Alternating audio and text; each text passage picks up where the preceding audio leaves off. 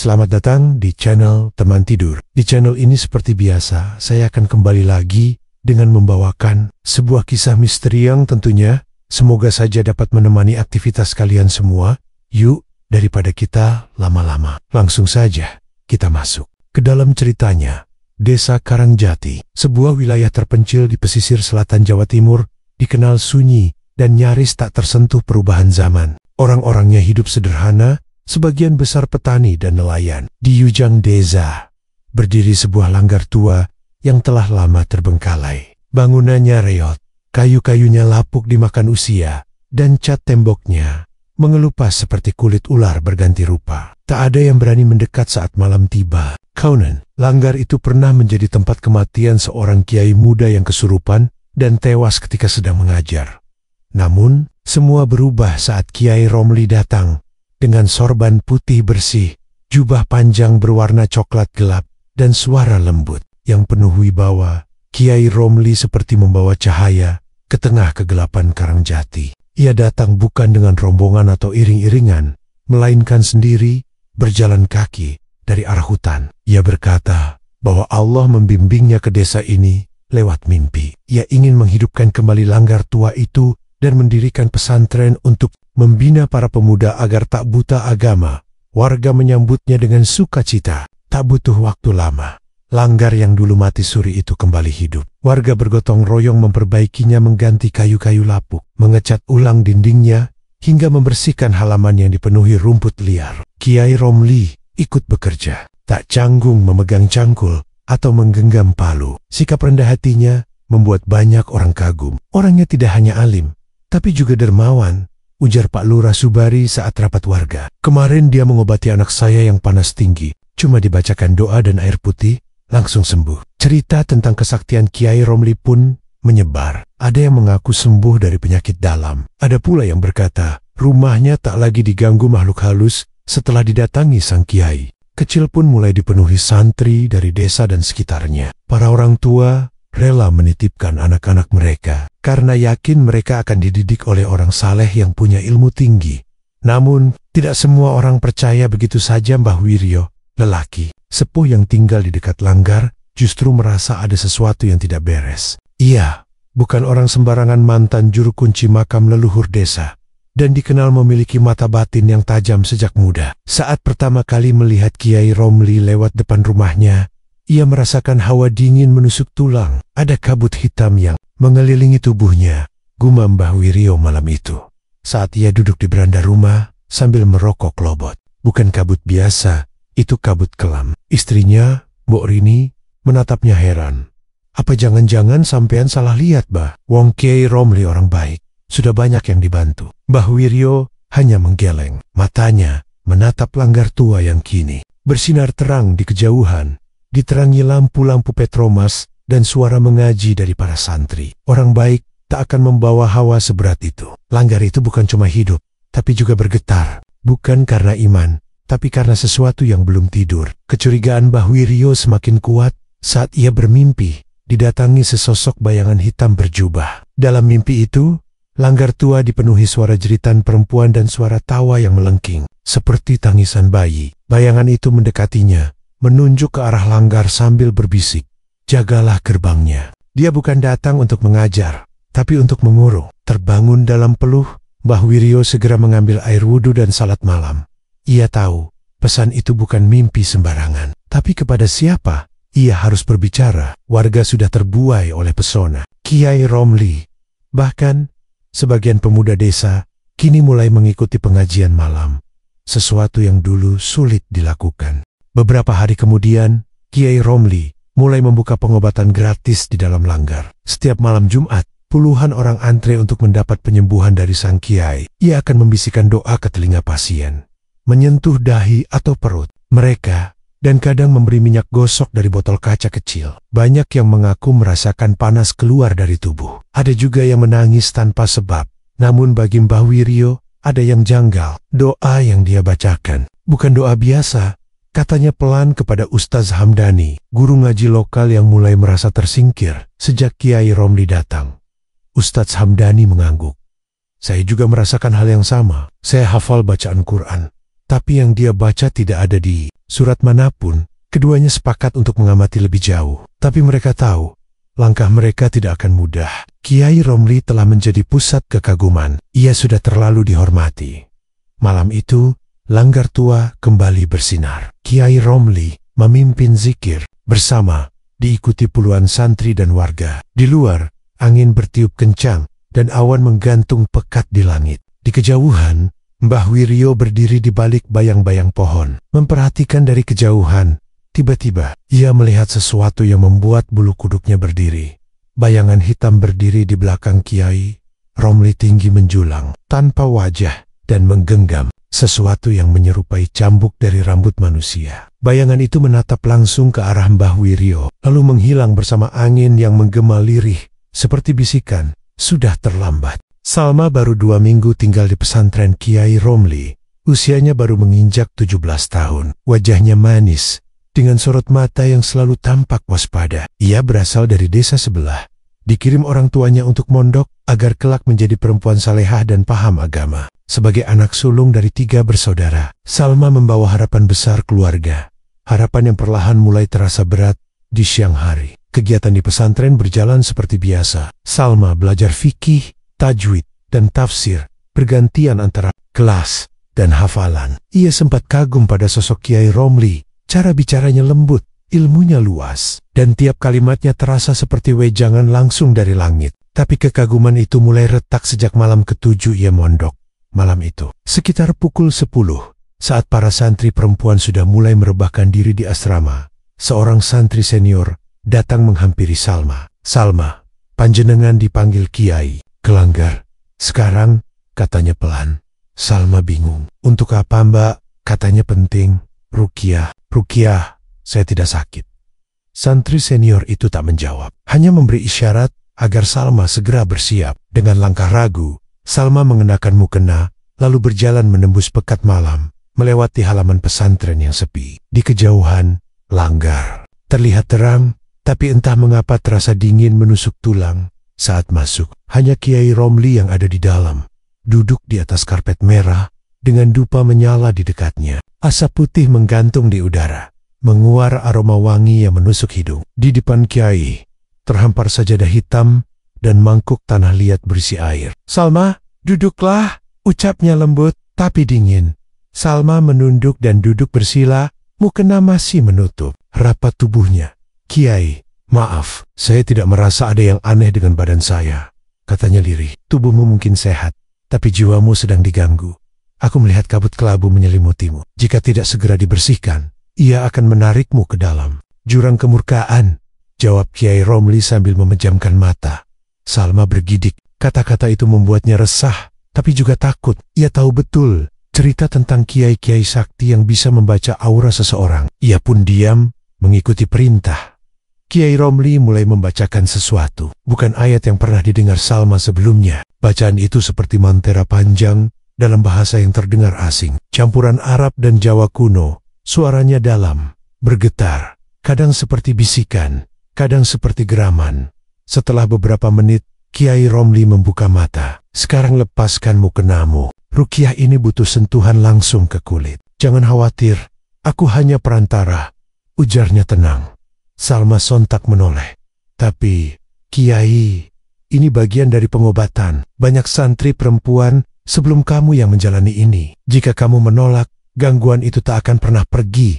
Salma menggigit bibir, tubuhnya gemetar, tapi ia takut membantah. Apalagi Kiai Romli menatapnya tajam.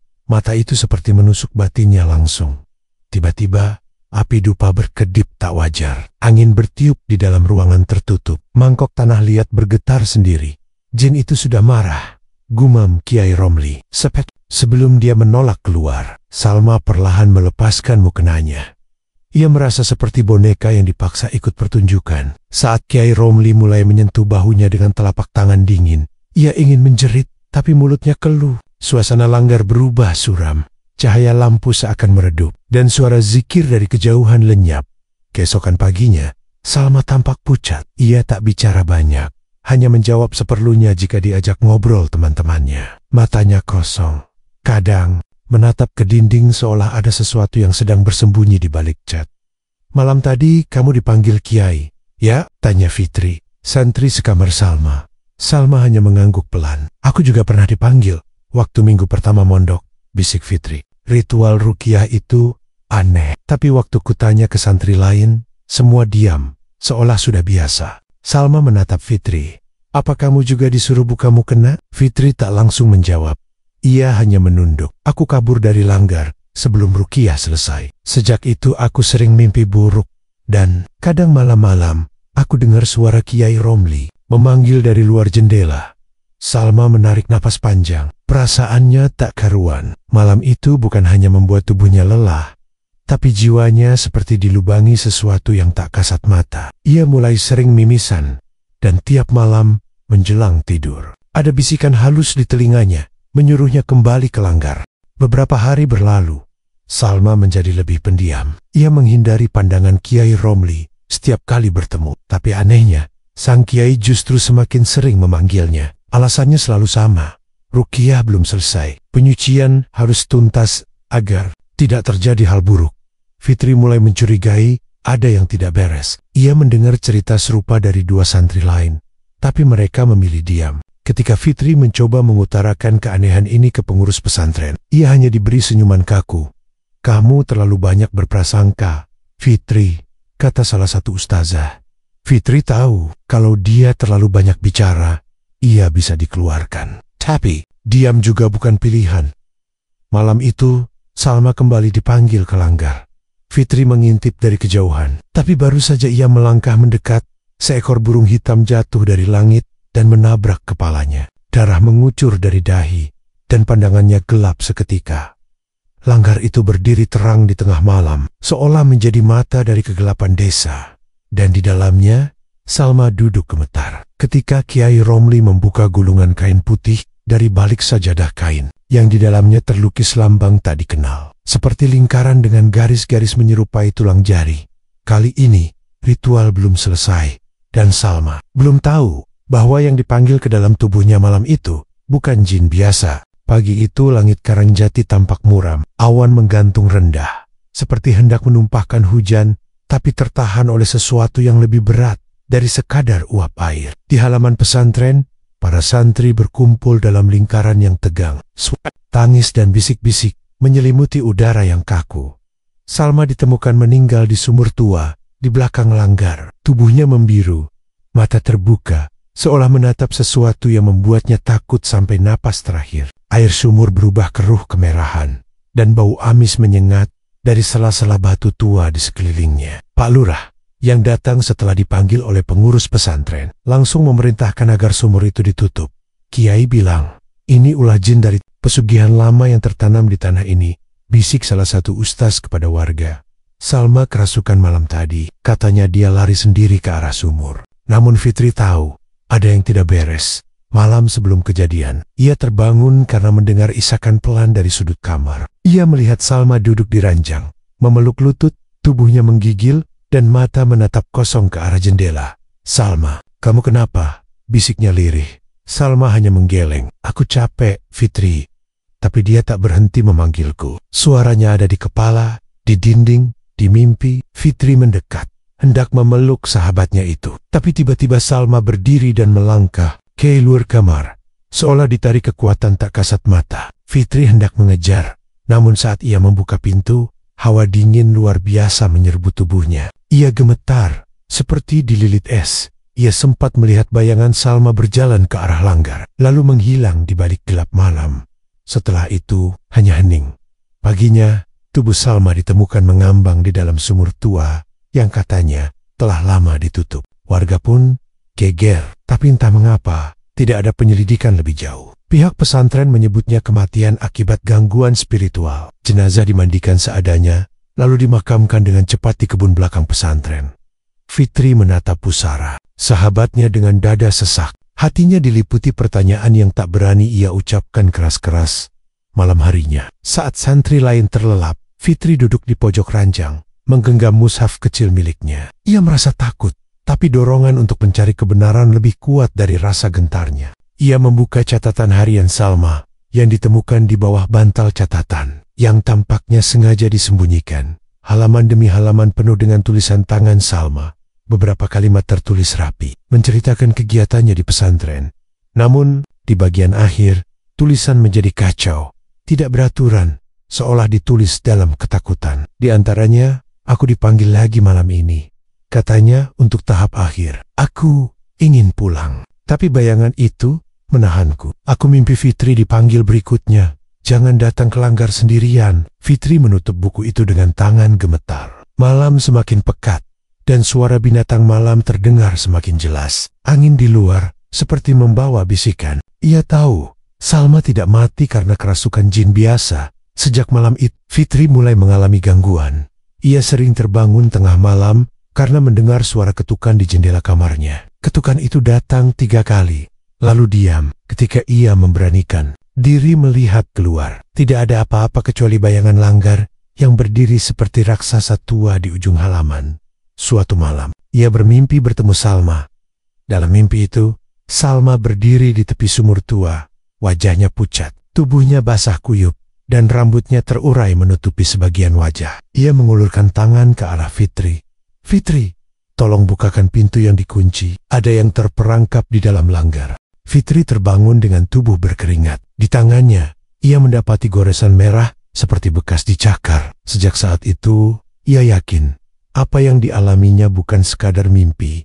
Keesokan harinya, Fitri diam-diam menyelidiki bagian belakang Langgar. Tempat sumur tua itu berada. Meski kini ditutupi dengan papan dan dipaku, ia bisa merasakan hawa dingin yang menyengat dari balik celah-celah kayu. Ia juga melihat sesuatu yang mengganggunya. Bekas serutan kuku di dinding sumur. Panjang, tak beraturan. Seolah seseorang mencoba naik dari dalam tapi gagal.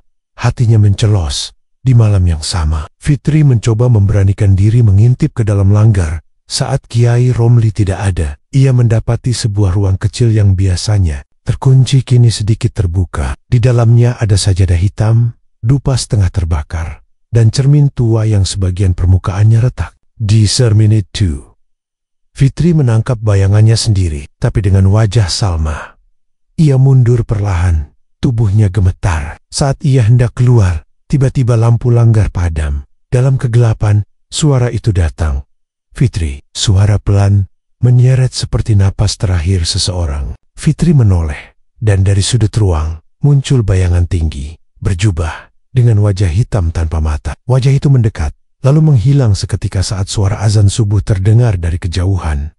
Fitri berlari keluar Langgar, tak peduli siapa yang melihat. Ia tahu satu hal, Kiai Romli menyembunyikan sesuatu yang kelam, dan kematian Salma bukan satu-satunya yang akan terjadi jika semua orang tetap diam. Hujan turun deras malam itu. Kilat menyambar langit desa Karangjati, menerangi sesekali halaman pesantren yang sepi. Tapi keheningan hanya tipuan. Di balik tembok-tembok Langgar tua, teror mulai merayap pelan, menjalari ruang dan batin para santri. Sejak kematian Salma, atmosfer di pesantren berubah. Malam-malam menjadi lebih dingin dari biasanya, dan suara-suara ganjil sering terdengar di sela-sela senyap. Fitri bukan satu-satunya yang merasakan keganjilan. Beberapa santri lain, terutama yang sudah mulai berbisik-bisik tentang Salma, ikut. Diganggu, suara langkah kaki di atap saat semua tengah tidur, bayangan yang melintas di cermin, serta bisikan asing saat sedang mengaji, menjadi makanan malam harian mereka.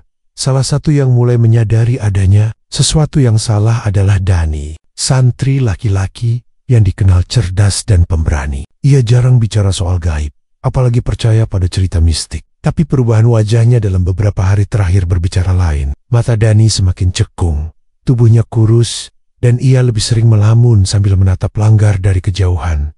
Pada malam keempat setelah Salma dimakamkan, Dani mengalami kesurupan saat mengaji bersama di aula kecil. Awalnya ia hanya terdiam, lalu tubuhnya gemetar hebat, dan dari mulutnya keluar suara berat yang bukan miliknya. Dia bukan kiai, dia hanya pewaris kutukan. Ki Darsam belum pergi, para santri panik. Dua ustadz segera mengangkat tubuh Dani, yang memberontak seperti binatang terluka. Matanya putih, air liur menetes dari sudut bibir. Satu tangan menunjuk ke arah Langgar dengan gemetar. Langgar ini disegel darah. Jangan buka pintu itu, Ki Darsam. Ki Darsam akan kembali. Setelah hampir 1 jam, Dani tersungkur. Napasnya ngos-ngosan. Ketika ia sadar, wajahnya penuh ketakutan.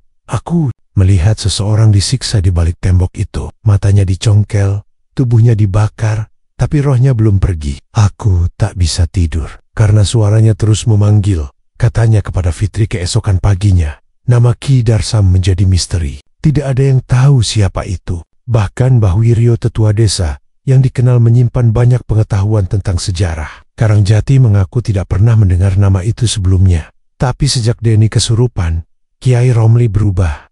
Ia jadi lebih galak, lebih dingin. Di ceramah usai salat, ia menekankan pentingnya ketaatan mutlak. Siapapun yang berani bicara aneh-aneh, katanya, sedang digoda iblis. Langgar ini sakral. Barang siapa menyebar fitnah tentang tempat ini, akan dilaknat oleh para penjaganya, ucap Kiai Romli suatu malam.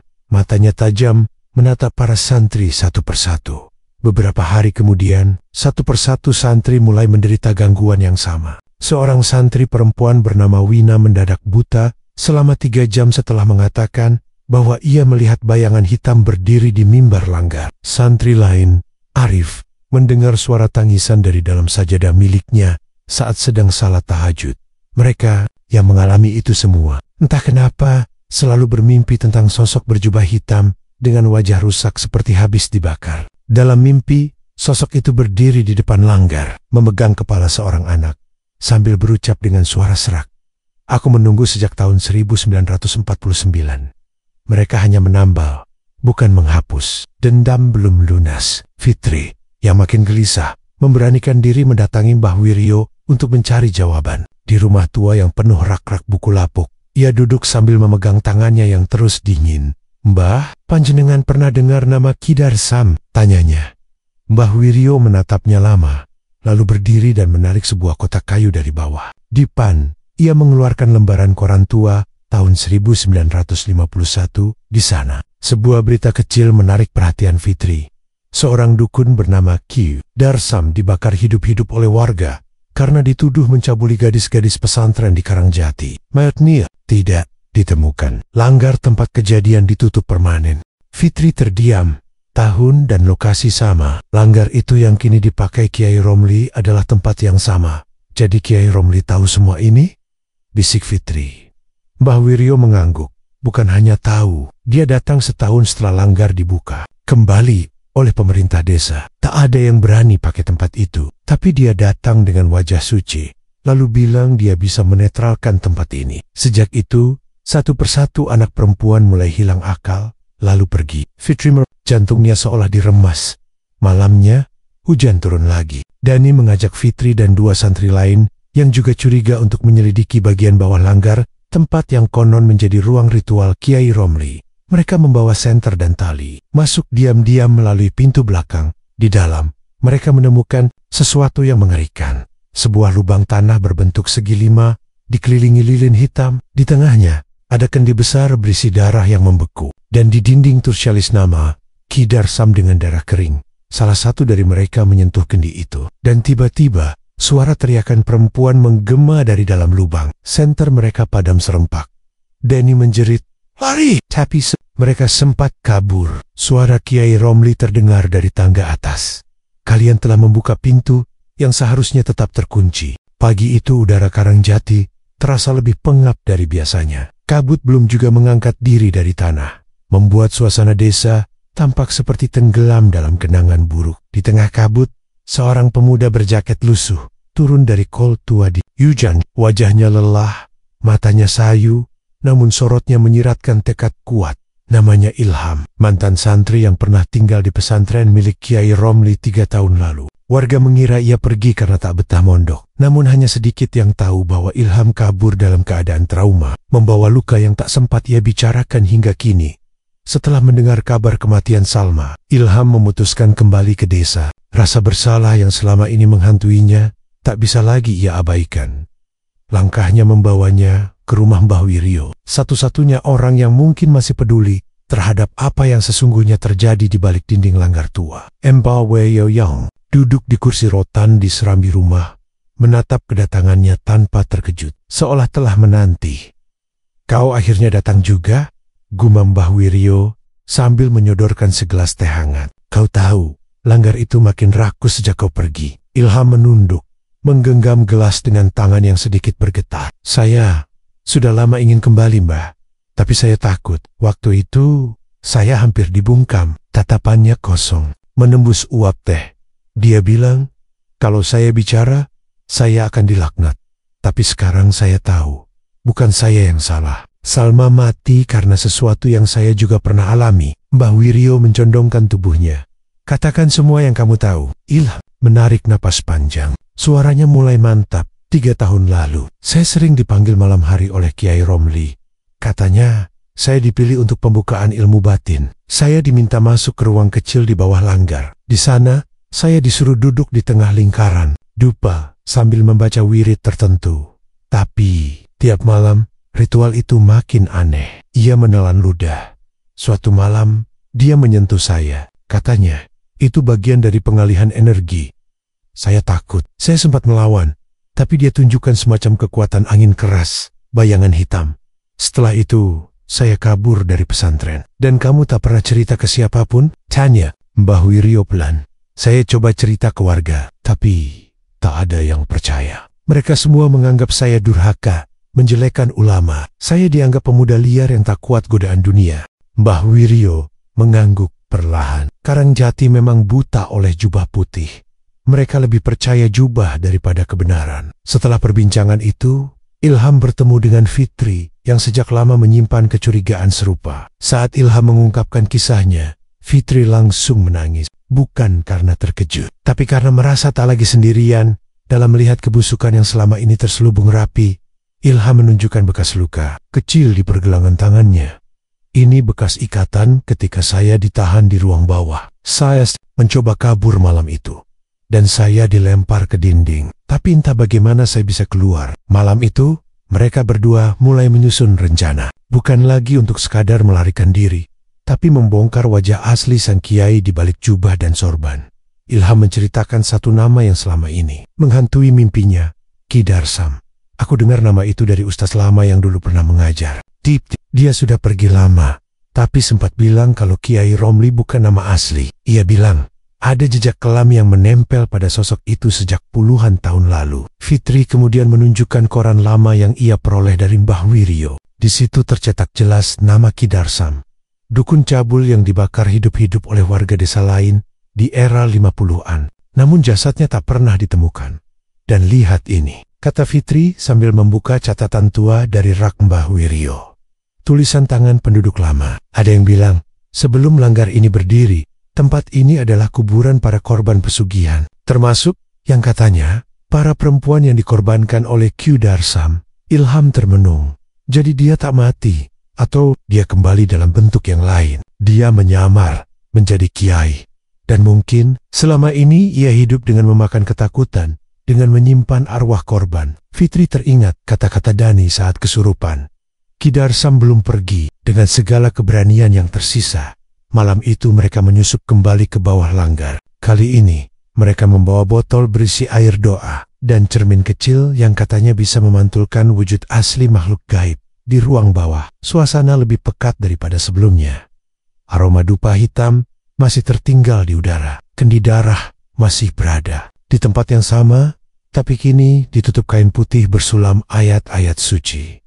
Ilham membuka cermin dan menyorotnya ke arah dinding. Tempat nama Ki Darsam tertulis. Saat cermin itu menghadap pintu kayu di ujung ruang, mereka berdua menahan napas. Di permukaan kaca, perlahan muncul bayangan seorang pria tua berjubah hitam. Wajahnya melepuh, matanya kosong, dan lidahnya menjulur seperti ular. Cermin itu retak dengan suara lirih. Langit di atas langgar mengguntur hebat. Cahaya petir menyambar dekat, dan dari kejauhan terdengar suara aneh seperti nyanyian dalam bahasa yang sudah lama mati. Ilham menggenggam tangan Fitri. Kita harus ungkap ini sekarang, sebelum ada korban lagi. Malam itu langit Karangjati gelap pekat. Bintang-bintang seakan enggan menampakkan diri. Dan angin membawa hawa amis yang membuat bulu kuduk berdiri. Di dalam kamar kecilnya, Fitri tiba-tiba terbangun dengan napas memburu. Tubuhnya dingin, dan lantai di bawah ranjangnya terasa basah. Ia menunduk, dan seketika teriakannya menggema. Air merah seperti darah menggenang di bawah tempat tidurnya. Perlahan menyebar membentuk huruf-huruf asing yang terus berputar, hingga akhirnya lenyap, meninggalkan aroma anyir. Ilham, yang menginap di rumah Mbah Wiryo malam itu, segera datang setelah mendengar teriakan. Saat mereka hendak menenangkan Fitri, tiba-tiba tubuh gadis itu kaku. Matanya mendelik ke atas. Lalu ia roboh. Mulut Fitri mengucapkan suara yang bukan miliknya. Lembut tapi penuh luka. Dia menodai kami. Tubuh kami dijadikan tumbal. Di ruang bawah ada kendi. Kendi yang tak boleh dibuka. Mbah Wiryo menggenggam tasbihnya erat-erat. Ia tahu itu bukan Fitri yang sedang bicara. Itu suara dari sisi lain, dari jiwa yang belum tenang. Aku, Salma, dan bukan aku saja. Ada banyak sebelum aku. Tiba-tiba Fitri tersentak keras, lalu terdiam. Ketika ia sadar, wajahnya basah oleh air mata, dan tubuhnya gemetar. Ada yang masuk ke aku, Mbah. Aku bisa merasakannya. Aku bisa. Lihat, semuanya. Ritual itu, mereka dipaksa telanjang, dikelilingi simbol-simbol asing. Kiai Romli menyebutnya ilmu pengasihan tingkat tinggi, tapi sesungguhnya itu hanya pemujaan syahwat dan darah. Ilham mengepalkan tangan. Wajahnya merah padam. Sampai kapan orang-orang buta? Desisnya. Namun jawaban dari pertanyaan itu datang lebih cepat dari yang mereka duga. Keesokan paginya, berita menyebar. Salah satu wali santri, Pak Basri, mengalami kecelakaan aneh saat hendak menjemput anaknya pulang dari pesantren. Motor yang ia kendarai terbakar tiba-tiba di tengah jalan. Ia selamat, tapi seluruh tubuhnya dipenuhi luka bakar ringan. Selang sehari, Bu Retno, wali santri perempuan lain, mendadak jatuh pingsan saat sedang menanak nasi. Dokter desa tak bisa menemukan penyebab medisnya. Ia terus meracau dalam tidur menyobat kata aneh yang membuat suaminya ketakutan. Tak butuh waktu lama, ketakutan mulai menyelimuti desa. Para orang tua mulai resah. Mereka mencoba menarik anak-anak mereka dari pesantren, tapi beberapa di antaranya mengaku tak bisa meninggalkan Langgar. Seolah ada sesuatu yang menahan mereka. Beberapa bahkan seperti lupa alasan mereka datang ke sana. Mbah Wiryo tahu, ini bukan sekadar pengaruh psikis. Kiai Romli telah menyegel para santri dalam jaring gaib yang ditenunnya selama bertahun-tahun. Malam berikutnya, Langgar Tua berubah menjadi pusat ketakutan. Suara azan terdengar 2 kali dalam semalam, yang satu, seperti biasa, dilantunkan oleh santri. Tapi yang satu lagi datang dari arah sumur tua. Suaranya parau dan menyerupai tangisan. Warga yang mendengarnya tak berani keluar rumah. Ilham dan Fitri memutuskan untuk kembali menyelidiki. Kali ini mereka membawa air doa, garam, dan sebilah keris pusaka peninggalan Mbah Wiryo. Mereka yakin Langgar Tua menyimpan rahasia yang lebih mengerikan dari yang selama ini mereka kira. Saat mereka memasuki Langgar, suasananya berbeda. Lampu-lampu redup berkelip sendiri, dan hawa dingin menyelimuti seluruh ruangan. Ilham membuka pintu ruang bawah tanah yang tersembunyi di balik mimbar. Bau busuk langsung menyergap, seperti bau daging busuk yang direndam dalam darah. Mereka turun pelan-pelan hingga sampai ke ruang utama di bawah. Di sana, mereka melihat kendi yang disebut arwah Salma. Tertutup kain putih dengan segel berbentuk lambang bintang 5 terbalik. Jangan dibuka sembarangan, bisik Fitri. Arwah itu bilang, kendi itu bukan tempat biasa. Isinya bukan air, tapi darah dan bagian tubuh korban yang dijadikan tumbal. Ilham mendekat, dan saat hendak menyentuh kendi, ruangan bergetar. Bayangan-bayangan hitam melintas cepat di dinding. Tiba-tiba terdengar suara tawa dalam, berat, dan menggema. Mereka segera mundur. Tak lama kemudian, dari tangga atas, muncul sosok berjubah putih Kiai Romli. Matanya menyala kemerahan. Sorotnya bukan lagi sorot seorang alim, tapi makhluk yang haus kendali dan darah. Kalian terlalu jauh masuk ke wilayahku, katanya pelan. Ilham berdiri di hadapan Fitri, melindunginya. Kau bukan kiai, kau bukan manusia. Kau cuma setan berjubah. Romli mengangkat tangan, dan seketika angin kencang menghantam mereka. Fitri terlempar ke dinding. Ilham tetap berdiri, meski tubuhnya gemetar. Namun sebelum Romli melanjutkan serangannya, tiba-tiba lantai di bawahnya retak. Suara jeritan terdengar dari dalam kendi. Kain putih yang menutupnya terbakar, dan dari dalam, asap merah keluar mengepul. Tiba-tiba muncul sosok perempuan berlumuran darah, berdiri tepat di belakang Kiai Romli. Wajahnya rusak, matanya menatap tajam penuh dendam. Salma, Kiai Romli memutar tubuhnya. dan tubuhnya mulai bergetar hebat. Jeritannya membelah malam, sebelum akhirnya ia lenyap dalam kabut darah yang keluar dari kendi. Saat kabut menghilang, Langgar menjadi hening, hanya suara, napas Ilham dan isakan Fitri yang terdengar. Mereka berhasil lolos malam itu, tapi mereka tahu segalanya belum usai. Warga desa masih belum tahu seluruh kebenarannya, dan jejak ilmu hitam Kiai Romli masih tertanam di tempat itu. Langgar tua kini tak lagi digunakan, tapi suara-suara aneh masih terdengar tiap malam Jumat.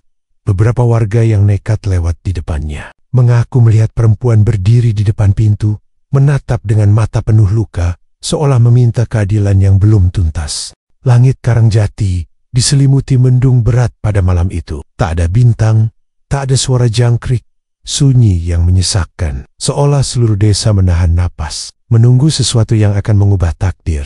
Di teras rumah Mbah Wiryo, Ilham duduk bersila. Tangannya menggenggam tasbih dari kayu cendana pemberian almarhum ayahnya. Di sampingnya berdiri seorang pria muda berwajah teduh, berjanggut tipis, dan mengenakan sorban putih sederhana. Dialah Ustadz Marwan, pemuda dari pesantren kota yang datang setelah mendengar kabar dari Ilham. Jika benar Romli adalah Kyu Darsam, yang dulu diburu karena santet dan pelecehan, maka kita berhadapan bukan hanya dengan manusia jahat, kata Ustadz Marwan pelan, tapi dengan makhluk yang telah menjual jiwanya. Mbah Wiryo, yang sudah mengenakan kain kafan putih sebagai pelindung gaib, mengangguk. Langgar tua itu bukan lagi rumah ibadah. Ia telah berubah jadi sarang iblis. Malam ini, kita akan membakarnya dengan ayat-ayat langit. Tepat tengah malam, mereka bertiga berdiri di halaman Langgar. Fitri berjaga dari kejauhan, memegang kendi berisi garam dan air doa. Di tangan Ustadz Marwan tergenggam mushaf tua, dan Ilham membawa keris pusaka yang telah diasapi dan dibacakan ayat ruqyah. Ritual dimulai dengan lantunan surah Al-Baqarah. Udara tiba-tiba mengental, dan angin berdesir menusuk kulit. Jendela Langgar bergetar, dan dari dalam terdengar tawa yang melengking tinggi. Tiba-tiba pintu Langgar terbuka sendiri. Asap hitam menyeruak keluar seperti makhluk hidup, melingkari ketiganya. Suara tangisan perempuan dan bisikan mengerikan mengelilingi mereka, tapi tak satu pun dari mereka gentar. Ustadz Marwan tetap melantunkan ayat-ayat dengan suara lantang. Saat ia membacakan surah Al-Jin, tanah di depan Langgar retak. Dari retakan itu menghul tangan. Tangan berwarna kelabu, bukan untuk menyerang, melainkan menunjuk ke arah Langgar, seolah menuntut keadilan. Ilham tersentak. Ia melihat wajah-wajah yang pernah ia kenal Salma, dan beberapa santri perempuan lain yang dulu hilang secara misterius. Arwah mereka kini hadir, tak lagi menangis, tapi bersiap membantu. Tiba-tiba Langgar memekik, seperti makhluk yang kesakitan. Dari dalam muncul Kiai Romli, tapi malam itu sosoknya telah berubah. Jubah putihnya robek-robek, wajahnya penuh luka hitam, mata merahnya bersinar seperti bara api, dan dari mulutnya keluar asap tebal. Beraninya kalian menggangguku di malamku. Suaranya bergema berat, tidak lagi seperti manusia. Mbah Wiryo berdiri tegak, menancapkan tongkat kayu yang dililit kain kafan ke tanah. Sudah cukup kau mencemari tempat ini, Darsam. Malam ini, waktumu habis. Romli mengangkat tank on. Angin mengamuk, pohon-pohon di sekitar Langgar bergetar hebat. Namun sebelum ia menyerang, Ustadz Marwan mengayunkan mushafnya ke depan, dan dari ayat yang dibacanya, muncul cahaya putih terang yang memukul tubuh Romli. Makhluk itu menjerit, tubuhnya mengeluarkan asap, kulitnya meleleh, tapi ia belum tumbang. Justru dari tubuhnya keluar sosok-sosok hitam lain, seperti bayangan yang mewakili dosa-dosa yang telah ia lakukan. Mereka menyerbu. Ilham berteriak membaca ayat kursi. Kerisnya ia hunuskan ke arah makhluk-makhluk itu. Tiap kali keris menyentuh salah satu dari mereka, makhluk itu meleleh menjadi cairan hitam yang langsung menguap.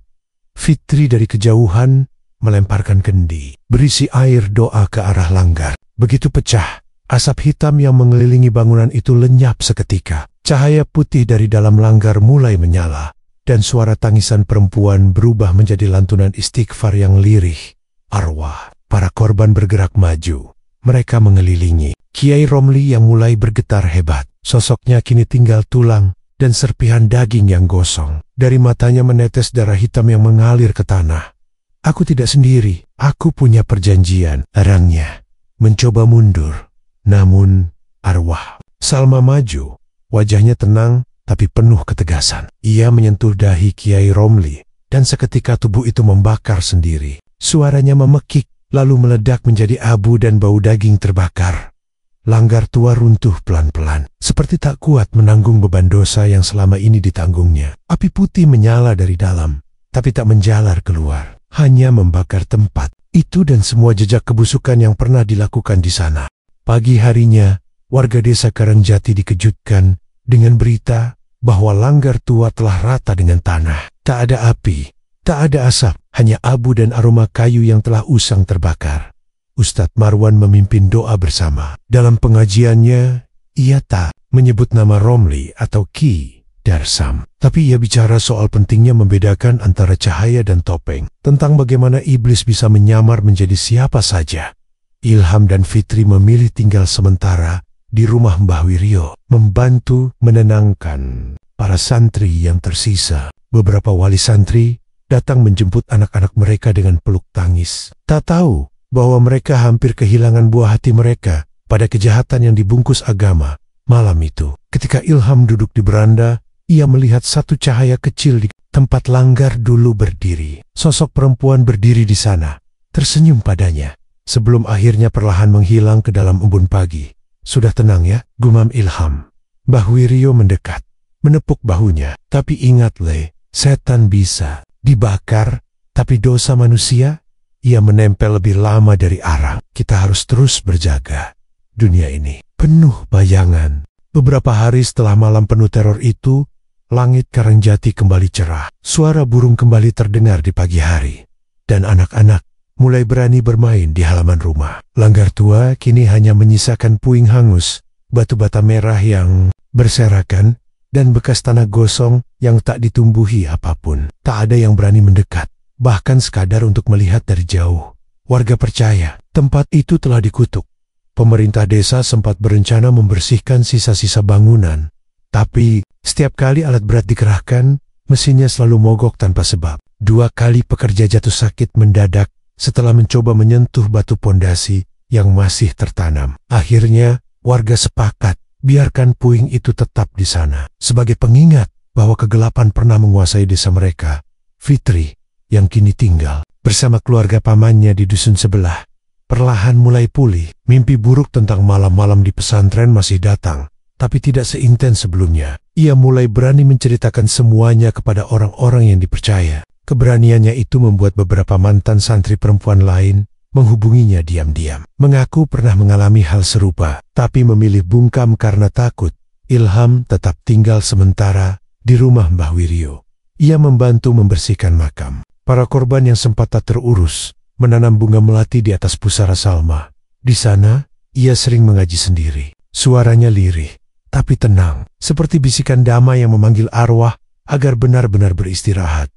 Ustadz Marwan sudah kembali ke pesantrennya di kota, tapi ia menitipkan satu pesan pada Ilham sebelum pergi.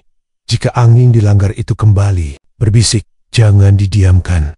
Ada kegelapan yang tak mati, hanya tertidur. Malam terakhir bulan Syaban, hujan turun pelan-pelan. Ilham duduk di serambi rumah, menatap ke arah barat tempat Langgar pernah berdiri. Dari kejauhan, reruntuhan itu terlihat seperti kuburan raksasa yang dibalut kabut. Tak ada suara, tak ada gerak. Namun, saat waktu menunjukkan pukul 2 dini hari, suara aneh menyusup pelan-pelan dari arah puing. Allahu Akbar, la ilaha. Suara wirid, lirih, penuh gema, tapi ada yang ganjil. Irama wiridnya tidak seperti zikir biasanya, lebih menyerupai bisikan dalam bahasa yang tidak sepenuhnya manusiawi. Seperti mantra yang dipoles dengan lafaz suci. Ilham bergidik. Suara itu tak berasal dari mulut manusia biasa. Terlalu dalam, terlalu berat. Ia berdiri, mengambil mushaf kecil dan senter, lalu berjalan perlahan ke arah reruntuhan. Mbah Wiryo yang ternyata belum tidur segera mencegat. Mau kemana, Lek? Ilham menelan ludah. Saya dengar suara dari Langgar. Mbah, seperti ada yang zikir. Tapi beda. Wajah Mbah Wiryo berubah pucat. Aku juga dengar. Tapi bukan zikir. Itu suara kutukan yang menyaru. Keduanya pun berjalan bersama ke lokasi, menyusuri jalan setapak yang kini lebih seperti tanah kosong. Begitu mereka sampai di depan puing Langgar, suara itu tiba berhenti. Seperti sadar sedang diawasi, Ilham menyenter puing-puing itu. Tak ada apa-apa, hanya batu dan abu. Namun, di tengah reruntuhan, terdapat lubang kecil. Seperti bekas tanah yang digali paksa, gelap menganga ke dalam. Dari situlah suara tadi berasal. Lubang ini tidak ada sebelumnya, Mbah, bisik Ilham.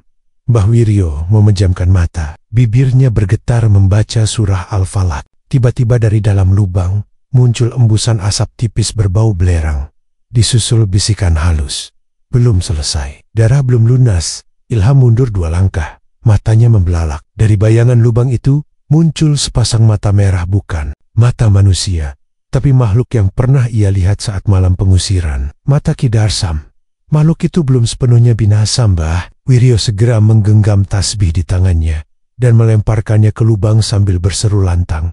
Dengan nama Allah yang Maha Perkasa, kami kunci kalian. Demi para korban, demi cahaya yang kau nodai. Langit menggelegar. Petir menyambar satu-satunya pohon yang berdiri dekat reruntuhan. Tanah bergetar sesaat, lalu sunyi kembali. Tak ada suara, tak ada mata merah. Lubang itu perlahan tertutup sendiri oleh tanah yang mengering siala di telen. Bumi, Ilham, dan Mbah Wiryo tak berbicara hingga kembali ke rumah. Malam itu, mereka hanya duduk di serambi, memandangi langit yang mulai cerah, seakan badai telah lewat. Tapi keduanya tahu, kegelapan tidak pernah benar-benar pergi. Ia hanya menunggu waktu, menunggu celah. Beberapa bulan kemudian, desa Karangjati kembali damai. Anak-anak kembali bermain di sawah. Para petani mulai panen dengan wajah berseri. Tapi langgar tua tetap tak disentuh. Reruntuhannya dijadikan pagar batas tak kasat mata. Dan siapapun dilarang menyentuh puing atau mendekati tempat itu setelah maghrib. Fitri memilih melanjutkan sekolah agama di luar kota. Ia tumbuh jadi perempuan kuat, tak hanya sebagai penyintas, tapi juga pengingat bagi banyak orang tentang pentingnya mewaspadai kemunafikan yang memakai jubah suci. Ilham pergi dari Karangjati. Ia melanjutkan hidup sebagai pembelajar dan pengajar, mengisi pengajian di kampung-kampung, bercerita tentang kebenaran, tentang topeng, dan tentang bagaimana setan bisa bersembunyi di balik sorban.